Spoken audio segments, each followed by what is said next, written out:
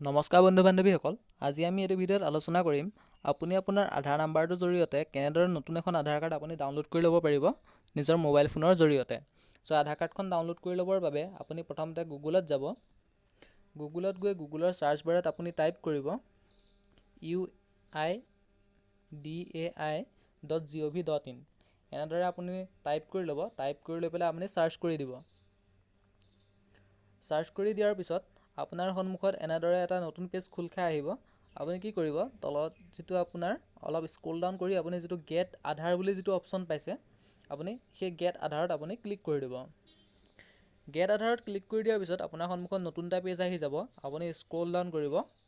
Scroll down কৰি আপুনি download আধাৰ বুলি যিটো অপশ্যন পাইছে, এই ডাউনলোড আধাৰ অপশ্যনটোত আপুনি ক্লিক কৰি দিব।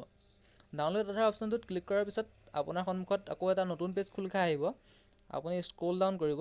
স্ক্ৰল ডাউন কৰি পেলাই এইটো যিটো প্ৰথম অপশ্যনটো পাইছে ডাউনলোড আধাৰ, আপুনি সেই ডাউনলোড আধাৰত ক্লিক কৰি দিব।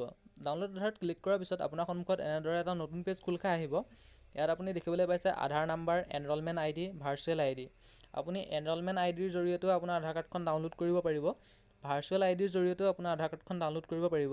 আমি যিহেতু আধাৰ নাম্বাৰৰ জৰিয়তে আমাৰ আধাৰ কাৰ্ডখন ডাউনলোড কৰিম, চ' আমি প্ৰথম অপশ্যনটো ৰাখি ল'ম। তাৰপিছত আপুনি ইয়াত তলত যিটো দেখিবলৈ পাইছে এণ্টাৰ আধাৰ নাম্বাৰ, ইয়াত আমি আমাৰ আধাৰ নাম্বাৰটো লিখি দিম।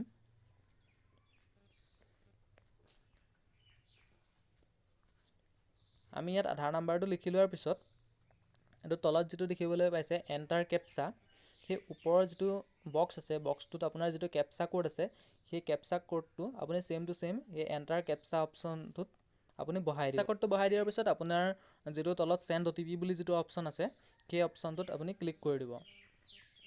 চেণ্ড OTPত ক্লিক কৰি দিয়াৰ পিছত আপোনাৰ যিটো ৰেজিষ্টাৰ্ড মোবাইল নাম্বাৰ হয়, সেই ৰেজিষ্টাৰ্ড মোবাইল নাম্বাৰটোত এটা OTP আহি যাব। আপুনি সেই OTPটো কপি কৰি ল'ব বা OTPটো আপুনি মনত ৰাখি ল'ব। মনত ৰাখি লোৱাৰ পিছত আপোনাৰ এণ্টাৰ OTP বুলি যিটো অপশ্যন আছে, সেই অপশ্যনটোত আপোনাৰ OTPটো বহাই দিব। OTPটো বহাই দিয়াৰ পিছত তলতে আপুনি দেখিবলৈ পাইছে ভেৰিফাই এণ্ড ডাউনলোড। সেই ভেৰিফাই এণ্ড ডাউনলোড অপশ্যনটোত আপুনি ক্লিক কৰি দিব। ক্লিক কৰি দিয়াৰ পিছত আপুনি অলপ সময় ৱেইট কৰিব। আপুনি অলপ সময় ৱেইট কৰাৰ পিছত এনেদৰে আহি যাব, congratulation, your Aadhaar card has been successfully downloaded.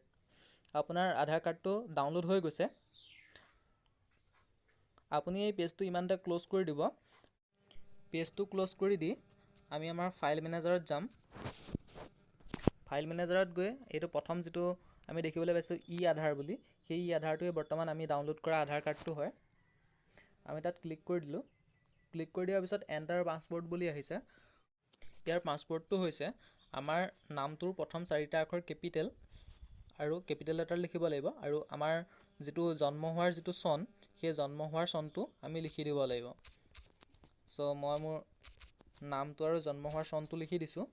লিখি দিয়াৰ পিছত আমি অ'কে বটনটোত ক্লিক কৰি দিম। অ'কে বটনটোত ক্লিক কৰি দিয়াত এয়া মোৰ আধাৰ কাৰ্ডটো ডাউনলোড হৈ গৈছে সম্পূৰ্ণৰূপে।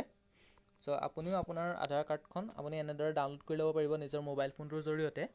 চ' ভিডিঅ'টো শেষৰলৈকে চোৱাৰ বাবে ধন্যবাদ।